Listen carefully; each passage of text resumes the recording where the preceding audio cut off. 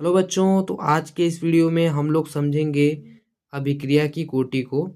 क्या होती है अभिक्रिया की कोटि?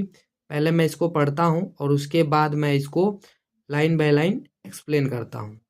तो किसी अभिक्रिया की दर समीकरण में व्यक्त अभिकारकों के सांद्रता पदों की घात का योग उस अभिक्रिया की कोटि कहलाता है।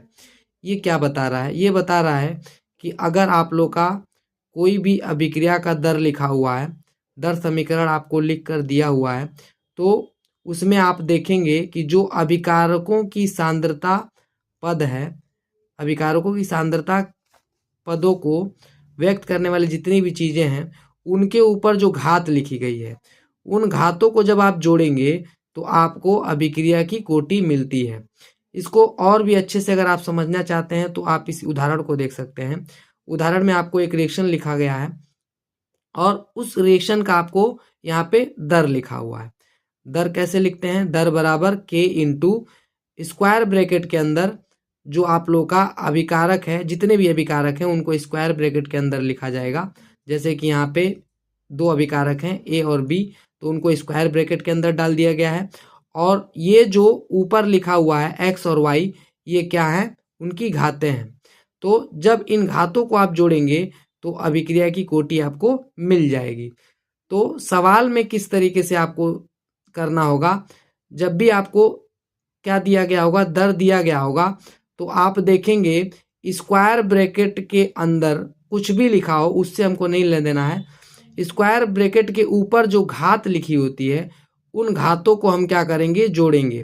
तो जब हम जोड़ेंगे तो हमको क्या मिल जाएगा? अभिक्रिया की कोटि मिल जाएगी। अब इसमें कुछ और भी इंफॉर्मेशन इसमें दे रहा है, जैसे कि क्या बता रहा है? x तथा y का मान a तथा b के समान भी हो सकता है। कई बार ऐसा देखने को मिलता है कि जो आप लोग का x और y है, जो घात में दिख रहा है, वो घात जो है a और b भी हो जाता है।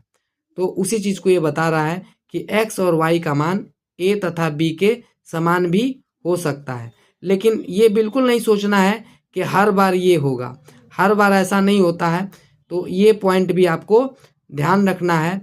देखिए, उसको भी यहाँ पे समझा रहा है कि समान हो सकता है तथा उनसे भिन्न भी। मतलब आप ये बिल्कुल नहीं मानेंगे कि x का मान जो है a होगा और y का मान b होगा। हर बार ऐसा नहीं होगा, कई बार ये अलग अलग भी हो सकता है। तो मुझे उम्मीद है कि ये आपको अच्छे से समझ में आया होगा।